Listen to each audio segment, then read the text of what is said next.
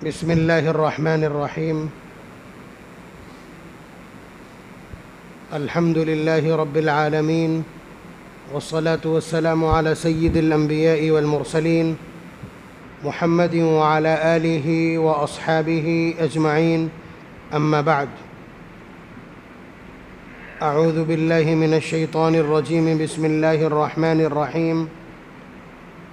يا أيها النبي إنا أرسلناك شاهدا ومبشرا ونذيرا وداعيا إلى الله بإذنه وسراجا منيرا.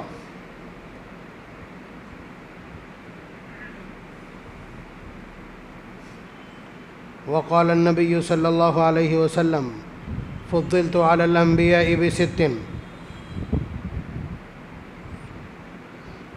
أوتيت جوامع الكلم ونصرت بالرعب وأحلت لي الغنائم وجعلت لي الأرض مسجدا وطهورا وأرسلت إلى الناس كافة وختم بي النبيون. رواه مسلم.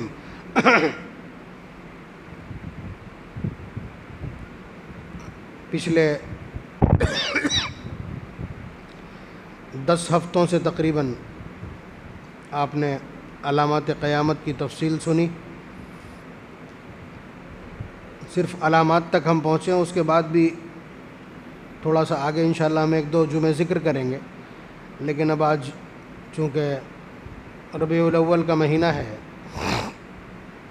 اور جمعے کا دن ہے، اتفاق سے 12 ربیع الاول ہے، جس کو لوگ حضور کا یوم وفات اور یوم میلاد دونوں سمجھتے ہیں.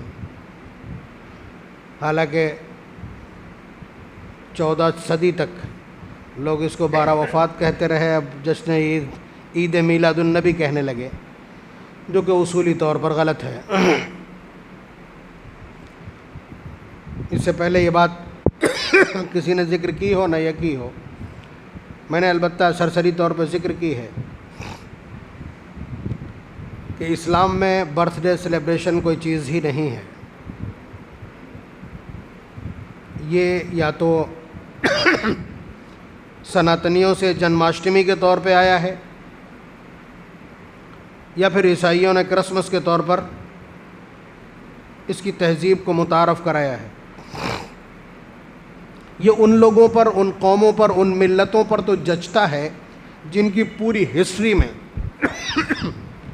پوری ہسٹری اور پورے اتہاس میں کوئی ایک آدھ آدمی تاریخ ساز پیدا ہوا ہو، ہسٹری میکر، کوئی ایک آدھ آدمی بہت بڑا اور عظیم المرتبت پیدا ہوا ہو. ان کے یہاں تو یہ میلاد اور یوم وفات ہو سکتا ہے، برتھ ڈے سیلیبریشن ہو سکتا ہے.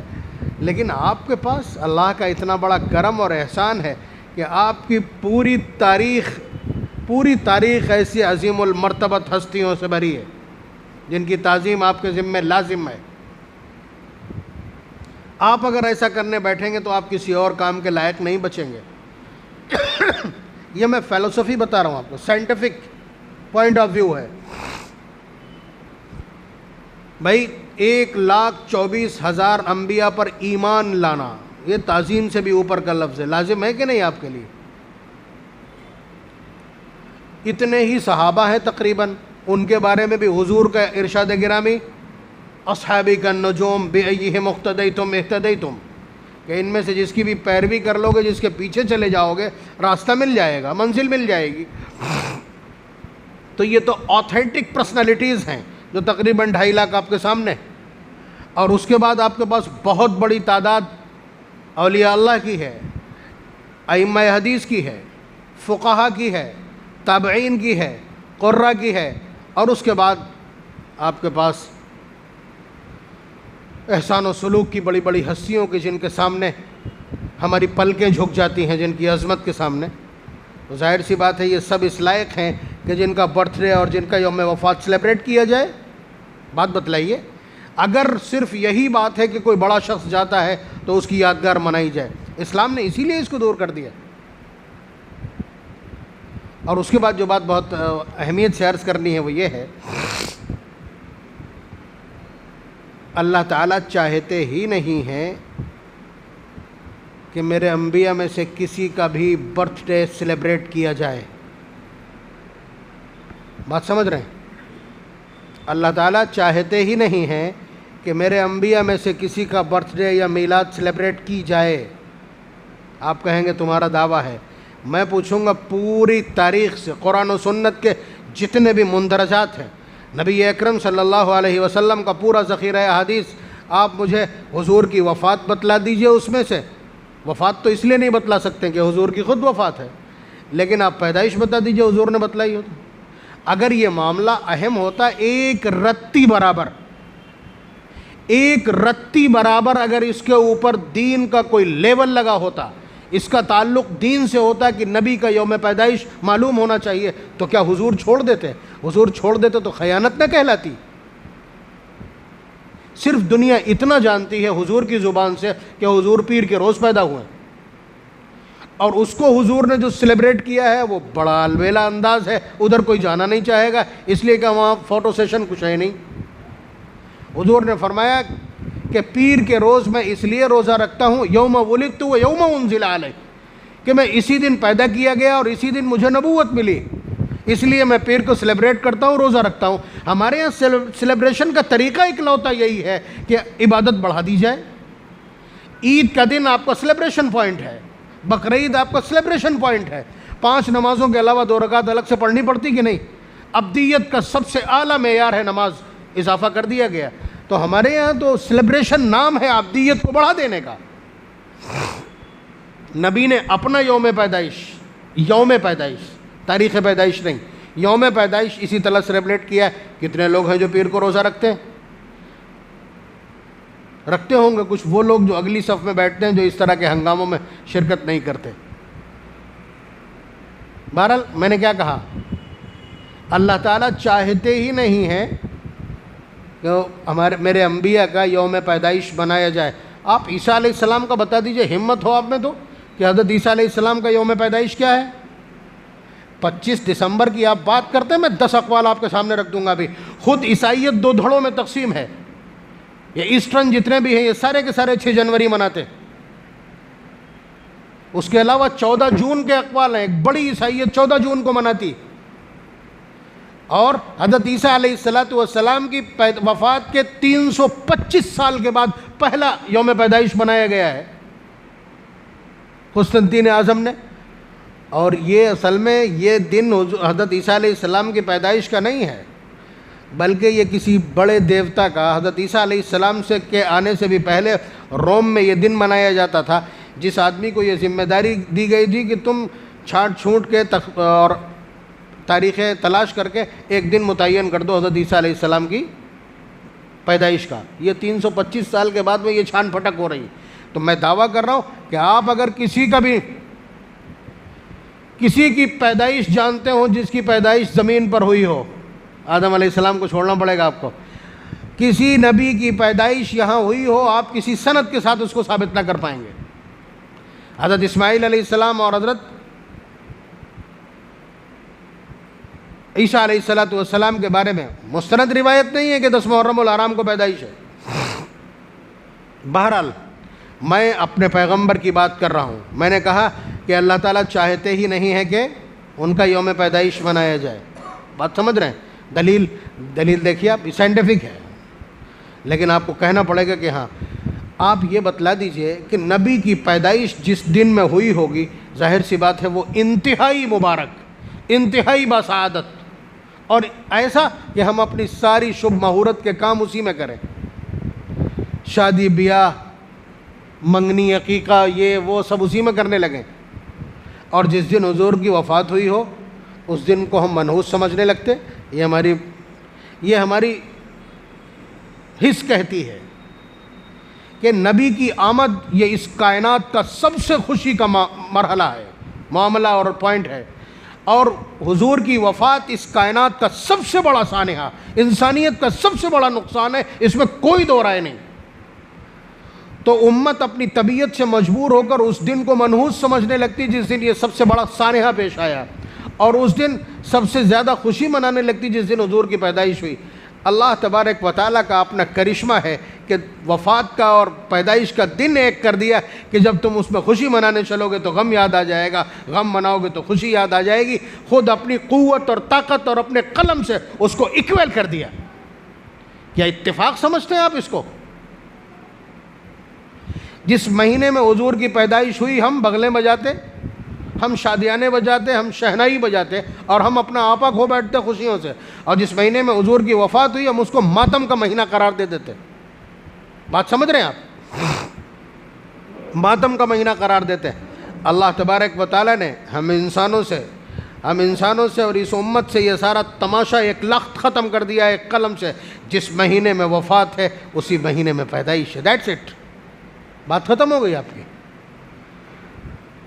تیسرا اتفاق، یہ بہت عجیب اتفاق، اگلا جو اتفاق ہم بتلا رہے ہیں آپ کو، یہ جتنی عوام یہاں بیٹھی ہے اس کو تو یہی معلوم ہے کہ حضور کی پیدائش کس دن کی، کس تاریخ کی، 12 کی، اور حضور کی وفات پیدائش یعنی دونوں 12 تاریخ کی ہیں، یہی ساری عوام جانتی۔ ہمارے علماء کے پاس تحقیقات ہیں، خود مولانا احمد رضا خان صاحب نے فتاوی رضویہ کی جلد نمبر 26 میں خود لکھا ہے کہ حضور کی پیدائش 8 ربیع الاول ہے۔ سن لیجئے گا اچھی طرح سے، مولانا احمد رضا خان صاحب بریلی فرماتے ہیں کہ 8 ربیع الاول کو حضور کی پیدائش۔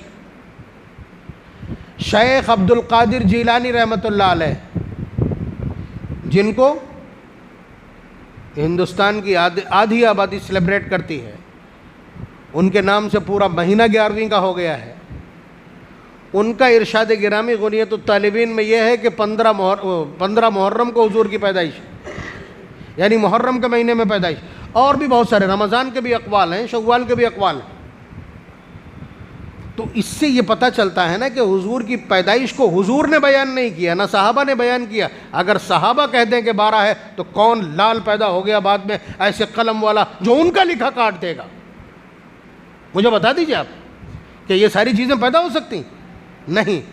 تو میں کہہ رہا ہوں کہ 11 تاریخ حضور کی پیدائش کی بہت مضبوط قول، 8 تاریخ بہت مضبوط قول، 12 تاریخ کے بارے میں مورخین دعویٰ کرتے ہیں کہ کوئی ثابت نہیں کر سکتا کہ 12 ربیع الاول کو حضور کی وفات ہے۔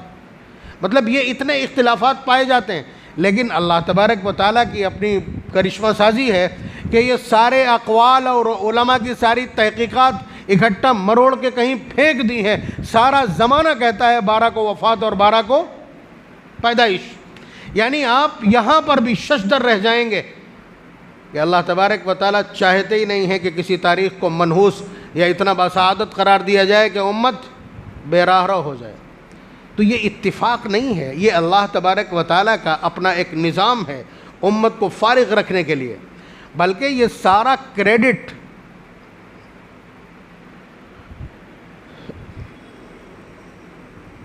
لوگ یہ سمجھتے ہوں گے کہ حضور نے الجھایا اس طرح کے کاموں میں، حضور نے اس پوری دنیا کو، انسانیت کو جھمیلوں سے بچایا۔ حضور جس وقت تشریف لائے ہیں مکہ مکرمہ میں 365 بتوں کی پرستش ہوتی تھی، یعنی ہر دن کا دیوتا الگ، ٹھیک ہے۔ حضور نے کیا کہا؟ پہلا جملہ حضور کی نبوت کے اعلان کا پہلا سلوگن، یا ایھا الناس قولوا لا الہ الا اللہ تفلحوا، اے لوگو یہ کہہ دو کہ اللہ ایک ہے، کامیاب ہو جاؤ گے۔ یعنی یہاں سے نبوت کے پیغام کا آغاز ہوتا ہے، یہ میسیجنگ ہے، اللہ نے نقل کیا۔ تو جب لوگوں تک یہ بات پہنچی تو معلوم وہ کیا کہتے ہیں؟ اجعل الآلہۃ الہا واحدا ان ھذا لشیء عجاب۔ پارہ نمبر 23 سورہ صاد کی آیت نمبر 2 یا 3 ہے کہ وہ لوگ کہتے ہیں اجعل الآلہۃ الہا واحدا، اتنے بہت سارے دیوی دیوتاؤں اور معبودوں کو اس نے اکٹھا کر کے ایک کر دیا۔ بڑی عجیب بات ہے، ان ھذا لشیء عجاب، یہ مکے کے لوگوں کا تبصرہ ہے۔ آپ بتائیے ہر دن نئے خدا کی تیاری کرنا، پورے دن بچے گا کہاں؟ جب ایک معبود کی، میں ایک سائنٹیفک تھیوری کلیئر کر رہا ہوں کہ جب آپ صرف ایک معبود کو پوجنے کا نظام رکھیں گے، اس کی عبادت اور پرستش کریں گے، تو آپ کنسنٹریٹ ہو سکیں گے، آپ یکسو ہو سکیں گے، آپ ایکاگر ہو سکیں گے، اور باقی چیزوں کے لیے آپ کے پاس وقت نکل آئے گا۔ یہی وجہ ہے، اگلا جملہ سنیں بہت سنبھال کر کے، کہ جتنی چیزوں کا آوشکار ہوا ہے اس دنیا کے اندر، چاہے وہ بجلی ہو اور چاہے وہ گھڑی ہو اور چاہے اور جتنی بھی چیزیں ہیں، آپ ان کی تاریخ کھینچ کے لے جائیے۔ आविष्कार कितने साल पहले हुआ, फलानी चीज़ का आविष्कार कितने साल पहले हुआ, कितने साल पहले हुआ, आप 1400 साल 1500 साल से ऊपर कुछ ले नहीं जा पाएंगे। जबकि साइंस का दावा क्या है कि यहाँ इंसान करोड़ों साल से आबाद है। एक ढांचा दरियाफ्त किया गया था 20-25 साल पहले कहीं, तो उसका जब DNA कराया गया तो दावा किया कि ये 32.5 लाख साल पुराना है। इस्लाम का इस तरह का कोई दावा नहीं, दुनिया की उम्र क्या है ये सब कोई दावा नहीं है। आप अंदाज़ा लगाइए कि इतने अरसे से इंसान मौजूद था, लेकिन तरक्की पिछले 1500 साल से उसने की है। व्हाट्स मीन, बता दीजिए, बताइए उससे पहले तरक्कियात कहाँ थी, जबकि इतने बड़े बड़े लोग थे। भाई 120 फीट से शुरुआत हुई थी इंसान की। हज़रत आदम अलैहिस्सलातु वस्सलाम का जो साइज़ है, जो उनकी हाइट है, 60 ज़िरान, 60 ज़िरा। बात समझ रहे हैं? इसको 120 फीट करार दिया है मुहद्दिसीन ने। वहाँ से कद शुरू हुआ था। इतने बड़े बड़े आदमी बग़ैर पहाड़ के इमारतें बना देते, लेकिन कोई तरक्की नहीं हुई। पूरे पूरे पेड़ ऐसे फलों के उखाड़ लेते थे, आम का दरख्त उखाड़ा, बगल में दबाया, खाते चले जा रहे। ये हालात थे। अल्लती लम युखलक मिस्लुहा फिल बिलाद, अल्लाह ताला खुद फरमाते हैं इतने लंबे चौड़े लोग हमने पैदा ही नहीं किए। कअन्नहुम अअजाज़ु नख़लिन ख़ाविया, जब मार के पटक के ख़त्म किया है अल्लाह ताला ने, तो ऐसे ज़मीन पे एड़े बेड़े पड़े थे जैसे खजूर के खोखले ढूंढ पड़े हों। मतलब ये उनकी लंबाई है।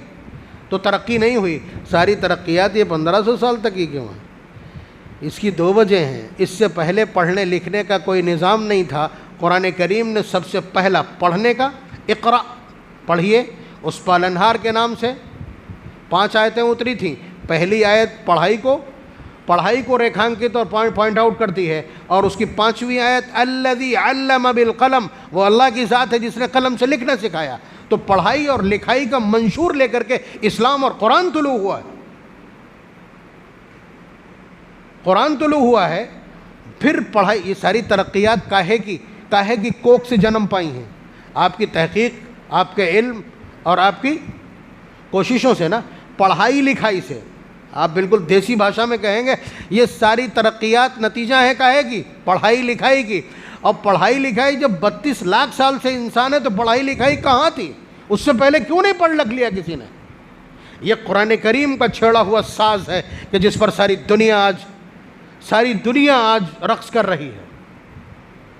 तो आप अंदाज़ा लगाइए कि नबी अकरम सल्लल्लाहु अलैहि वसल्लम ने ये वाला मंशूर भी दिया है, और नबी ने ही वक्त भी फारिग करके दिया है। फिर जिस नबी ने मक्के के 365 खुदाओं को एक में पिघला करके सिर्फ ला इलाहा इल्लल्लाह पे ला के ठहरा दिया हो, वो सारे शजदर व हैरान हो, ये कहते हो इन्ना हाज़ा लशैउन उजाब। तो ये कमाल है जनाब मुहम्मदुर रसूलुल्लाह सल्लल्लाहु अलैहि वसल्लम का। बहुत बुलंद ज़ात है इमामुल अंबिया की। मतलब मज़मून ये जो मैंने इतनी देर तक आपकी खिदमत में ज़िक्र कर दिया, ये मेरे रडार पे नहीं था, तैयारी का नहीं था, लेकिन क्या कर सकते हैं। नबी अकरम सल्लल्लाहु अलैहि वसल्लम ने ख़ुद अपना तारुफ़ करवाया है, तो बतलाया कि मुझे पिछले तमाम अंबिया पर फजीलत दी गई। आँचे खूबा हमादारन तो तन्हादारी। फ़ारसी के शायर ने कहा कि पिछले अंबिया तमाम के तमाम मिल कर के जितनी खूबियाँ रखते हैं वो अकेले आप में मौजूद हैं। ये एक हदीस का ही तर्जुमा कि पिछले अंबिया में जितनी खुसूसियात हैं वो सारी की सारी अल्लाह ने मुझ में वदीयत कर दी। और बहुत सारी ऐसी चीज़ें हैं कि जो पिछले अंबिया को नहीं मिली, वो मेरी स्पेशलिटी है। इसकी रिवायत मैंने मुस्लिम की अभी आपकी खिदमत में ज़िक्र की। मसलन हुज़ूर ने फरमाया फ़ुद्दिलतु अलल अंबिया बिसित्तिन, कि अल्लाह ताला ने पिछले तमाम अंबिया पर मुझे 6 पॉइंट में, इन 6 चीज़ों में फजीलत अता की है। मुझे आउटस्टैंड किया 1,24,000 अंबिया में इन 6 चीज़ों के ज़रिए से। नंबर 1, ऊतीतु जवामिअल कलिम, कि अल्लाह तबारक व तआला ने मुझे जवामिउल कलिम का मौजज़ा इनायत किया। आज हालात आपने देखे, एक रिवायत मुझ जैसा एक अनपढ़, कम पढ़ा लिखा, जाहिल उलमा के मुकाबले में एक रिवायत पढ़ने के बाद आधे घंटे तक बोलता है, लेकिन वजाहत नहीं हो पाती। यही मतलब है کہ نبی اکرم صلی اللہ علیہ وسلم 4 دن بیان کیے جانے والے مضامین کو ایک سینٹنس میں پرو کر کے اور بتلا دیتے. یہ ہے جوامع الکلم کہلاتا ہے، کہ دریا بکوزہ کر دینا، پورے سمندر کو ایک پیالے میں لا کر کے جمع کر دینا. احادیث میں اس کی مثالیں بکھری پڑی. قرآن کریم تو اسٹینڈرڈ ہے اس اعجاز کا، وہ اللہ کا کلام ہے. لیکن نبی رحمت صلی اللہ علیہ وسلم نے جو بتلایا کہ مجھے 6 چیزوں میں اللہ نے فضیلت عنایت کی ہے، اسپیشلٹی عنایت کی ہے دیگر انبیاء کے مقابلے میں، ان میں سے نمبر 1 اوتیت جوامع الکلم، کہ اللہ نے مجھے جوامع الکلم عنایت کیا. کوئی بھی روایت اٹھائیں گے آپ کو اس میں یہ رنگ دکھائی پڑے گا. مثلا ان الدنیا خلقت لکم وانکم خلقتم للآخرہ، کہ اللہ نے اس پوری کائنات کو، کائنات کے ایک ایک سامان کو تمہارے برتنے کے لیے، نفع اٹھانے کے لیے پیدا کیا. وانکم خلقتم للآخرہ، لیکن تمہیں آخرت کی تیاری کے لیے پیدا کیا ہے. پورا سلیبس اس ایک جملے میں موجود. اذا سألتم فاسأل اللہ العافیہ، فاسأل اللہ العافیہ، جب تم سوال کیا کرو اللہ سے تو الگ الگ چیزیں نہ مانگا کرو، عافیت مانگا کرو. عافیت ایک پیکج ہے، جس چیز کی مجھے ضرورت ہو وہ میرے سامنے ہونا چاہیے. یہ عافیت کا مفہوم ہے. یعنی وہ خود تو جانتے ہی ہیں، ہم کو بھی سکھاتے ہیں اللہ سے بات کرنا تو اسی بھاشا میں، جوامع الکلم کے انداز میں.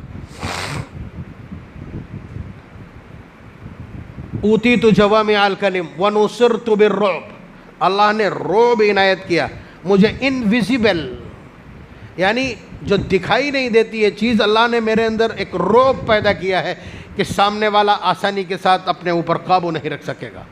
یہ اس روایت میں جس کو میں نے پڑھا ہے، اس سے پیچھے ایک روایت ہے، اس میں حضور نے فرمایا نصرت بالرعب مسیرۃ شہر، کہ سامنے نہیں، 1 مہینے کے ڈسٹینس پر اگر کوئی شخص کھڑا ہے تو میرے رعب کو محسوس کرے گا. اللہ نے مجھے مدد کی ہے اس رعب کے ذریعے سے. حضور کے سامنے اور دشمن کھڑا نہیں رہ سکتا. کتنے دشمنوں کے واقعات ہیں کہ ہاتھ سے تلوار چھوٹ گئی، دسیوں واقعات اس طرح کے. تو وہی ہے نصرت بالرعب، اللہ تبارک و تعالیٰ نے رعب عنایت کیا، اور یہ رعب اس امت کو بھی عنایت کیا. سنلقی فی قلوبہم الرعب، ہم ان کے دل میں تمہارا رعب ڈال دیں گے اگر تمہارے اندر ایمان محفوظ ہو تو. اور اللہ کا آج بھی کرم ہے، 10 لوگوں کو، صرف 10 لوگوں کو نبی کی ویش بھوشا، کرتا پاجامہ، امامہ، داڑھی، ٹخنوں سے اونچا پاجامہ، اور آپ بھیج دیجئے کسی بھی آفس میں. اگر ہڑکمپ نہ مچ جائے یا کہیں سے بھی نکل جائیں تو سامنے والوں کے دلوں کا ٹمپریچر یا ان کی ہارٹ بیٹ ناپ لیجئے. آپ ہارٹ بیٹ ناپ لیجئے. اگر آپ کو اس گئے گزرے دور کی بات کر رہا ہوں، صرف لباس اور پوشاک کی بات کر رہا ہوں. اخلاقیات اگر وہ اپنا لے، سنتیں وہ اپنا لے، تو یہ سارا زمانہ زمین پر گھٹنوں کے بل آ جائے گا، خدا کی قسم. تو نصرت بالرعب مسافۃ شہر وَأُحِلَّتْ لِيَ الْغَنَائِمُ، یہ بھی اسپیشلٹی ہے اس امت کی کہ جنگ کے دوران جو کچھ حاصل ہوتا ہے، جنگ کو جیتنے کے بعد جو کچھ حاصل ہوتا ہے، وہ مال مجاہدین میں تقسیم ہوتا ہے. اس کے تقسیم کا طریقہ ہے. پچھلی امتوں میں کسی کے لیے یہ حلال نہیں تھا. 1,24,000 انبیاء میں سے کسی کی امت کے لیے مال غنیمت حلال نہیں تھا. آپ بتائیے، اربوں خربوں ڈالر کا سامان ناٹو کی فوج چھوڑ کر کے افغانستان چلی گئی، اس پر غنیمت کا لیول لگ کر کے اور اسی سیکشن میں تقسیم ہوگا. وہ مطلب یہ لیٹسٹ جو اس ٹائم کا ورژن ہے وہ میں نے آپ کی خدمت میں عرض کیا. تو احلت لی الغنائم، یہ اس امت کی خصوصیت ہے، ہمارے نبی کی خصوصیت. وجعلت لی الارض مسجدا وطہورا، اور پوری زمین کو اللہ تبارک و تعالیٰ نے میرے لیے سجدہ گاہ بنایا اور اس کو طہارت کا سامان بنایا. بات سمجھ رہے؟ پچھلے انبیاء علیہ السلام کی امتوں کے لیے طے تھا کہ فلاں جگہ نماز پڑھیں گے، فلاں جگہ پڑھیں گے، فلاں جگہ پڑھیں گے. ان کی جگہیں متعین تھیں. یہ اب ان کے لیے الاؤڈ نہیں تھا کہ وہ جہاں چاہے نیت باندھے نماز پڑھنے لگیں. آپ تو فضا میں نہ زمین میں ہیں نہ آسمان میں، فضا میں معلق ہیں، اور اپنے پالنہار کی وہی تسبیح بیان کرنا شروع کر دیتے ہیں، سبحان ربی الاعلیٰ اور سبحان ربی العظیم. یہ کمال ہے امام الانبیاء کا. اسی طرح یہ اس زمین کو طہارت کا سبب بنا. جہاں چاہو ہاتھ مارو اور تیمم کر لو، پاک مٹی ہو ہاتھ مارو اور ہر جگہ آپ کو طہارت ملے گی. اس کو پاک بنایا، یہ فطرت سے پاک ہے. زمین پر گندگی ہوئی ہو پھر اس کے بعد وہ پوری طرح سوکھ جائے، پاک ہے. یہ خصوصیت ہے نبی اکرم صلی اللہ علیہ وسلم کے لیے، یہ اسپیشلٹی ہے، حضور نے بیان کی. تو جعلت لی الارض مسجدا وطہورا، اور آگے فرمایا کہ بعثت الی الناس کافۃ، کہ اللہ نے مجھے تمام انسانیت کا نبی بنا کے بھیجا ہے۔ اس سے پہلے علاقے وائز اپنی اپنی قوموں کے لیے، اپنی اپنی قوموں کے لیے، تھوڑے تھوڑے لوگوں کے لیے ایک ایک وقت میں 20 نبی رہے ہیں۔ ایک ایک وقت میں 43 نبیوں کو قتل کرنے کا جرم انہوں نے کیا ہے یہودیوں نے۔ ایک ہی دن میں 43 نبیوں کا قتل ان کے کھاتے میں درج ہے۔ تو اس کا مطلب اتنی تعداد میں انبیاء تو رہے ہوں گے، تو علاقے وائز ہوتے تھے۔ یہاں تک کہ حضرت یونس علیہ السلام کا تو فگر بھی ٹریس آؤٹ کر دیا قرآن نے کہ الی 100,000 او یزیدون، کہ ہم نے انہیں 1,00,000 یا 1,00,000 سے کچھ زیادہ لوگوں کے لیے بھیجا تھا۔ پارہ نمبر 23 سورہ صافات کی آیت، یعنی ان کا تو فگر بھی کھول دیا کہ 1,00,000 لوگوں کے لیے نبی بنا کے بھیجا تھا حضرت یونس علیہ السلام کو۔ بات سمجھ رہے ہیں؟ اور ہمارے پیغمبر جناب محمد الرسول اللہ صلی اللہ علیہ وسلم کو صرف پورے عالم کے لیے نہیں، قیامت تک آنے والے نئے نئے یگ اور تمام انسانیت کی نسلوں کے لیے نبی اور پیغمبر بنا کے بھیجا گیا۔ یہ کمال ہے امام الانبیاء کا۔ اور آخری چیز جو حضور نے ذکری، وختم بی النبیون، کہ اللہ تبارک و تعالیٰ نے میرے اوپر انبیاء کے سلسلے کو ختم کر دیا ہے، میں خاتم النبیون۔ یہ میڈن ٹائٹل ہے جناب محمد الرسول اللہ صلی اللہ علیہ وسلم کا، اور اس کی حفاظت اور صیانت اس امت کی ذمہ داری ہے کہ کوئی مردود اب نبوت کا دعویٰ کر کے پیدا ہو کے زندہ نہیں رہنا چاہیے، اس لیے کہ یہ ہمارے پیغمبر کا سب سے بڑا اعزاز ہے۔ وختم بالنبیون، کہ اللہ نے مجھ پر انبیاء کے اس تسلسل کو ختم کر دیا، میں آخری کڑی ہوں نبوت کی۔ بلکہ حضور نے تو بڑی خوبصورت مثال دی اپنی، فرمایا کہ ایک محل تعمیر کیا گیا اور سب کچھ اس میں ادبھت ہے، ہر چیز سے وہ سسجت ہے، آراستہ ہے، لیکن ایک اینٹ کی جگہ باقی ہے۔ تو آدمی آتا ہے، دیکھتا ہے اور بہت چکت رہ جاتا ہے، یعنی بہت حیرت کرتا ہے، لیکن جب اس جگہ کو دیکھتا ہے تو کہتا ہے بس یہ ایک خلا باقی ہے۔ حضور فرماتے ہیں وہ آخری اینٹ میں ہوں، اس قصر نبوت کی، اس محل نبوت کی آخری اینٹ میں ہوں۔ یعنی یہ ساری روایات بتلا رہی ہیں کہ آپ خاتم الانبیاء۔ اللہ تبارک و تعالیٰ کا بھی جو بیہیویئر ہے وہ دیگر انبیاء کے مقابلے میں حضور سے تھوڑا سا الگ ہے۔ حالانکہ حضور نے منع کیا کہ مجھے دیگر انبیاء سے تقابل کر کے اور افضل ثابت کرنے کی کوشش نہ کرنا۔ باقاعدہ بعض جگہ نام لیا، حضرت موسیٰ علیہ السلام کا نام لیا، حضرت عیسیٰ علیہ السلام کا نام لیا، کہ جس طرح، بلکہ یہ بھی کہا کہ حضرت عیسیٰ علیہ السلام کی قوم نے، نصارہ نے جس طرح انہیں بڑھا چڑھا کے بیان کیا ہے، تو میرے بارے میں مجھے بڑھا چڑھا کر کے نہ بیان کرنا۔ لا تطرونی کما اطرت النصارى عیسی ابن مریم فقولوا عبد اللہ ورسولہ، کہ تم اس طرح نہ بڑھانا چڑھانا تعریف کر کے کہ مجھے بھی تم اللہ کا بیٹا کہنے لگو یا کچھ اور کہنے لگو، مجھے اللہ کا بندہ اور اس کا رسول ہی کہنا۔ باقاعدہ یہ ہدایت دی۔ مثلا حضرت ابراہیم علیہ السلام دعا کرتے ہیں وَاجْعَلْ لِي لِسَانَ صِدْقٍ فِي الْآخِرِينَ، اے اللہ بعد میں آنے والوں کی زبان پر میری تعریف و توصیف جاری کر دیجئے، میرا ذکر خیر جاری کر دیجئے۔ یعنی حضرت ابراہیم علیہ السلام بہت بڑی ہستی، ابو الانبیاء کہلاتے ہیں۔ آپ سمجھ رہے ہیں اتنی بڑی ہستی، لیکن حضور سے اللہ سے دعا کر رہے ہیں کہ اللہ بعد میں جو لوگ آئیں ان کی زبان پر میرا ذکر خیر جاری کر دیجیے، یعنی لوگ مجھے اچھے نام سے یاد کریں، اچھے انداز میں، ویل نون۔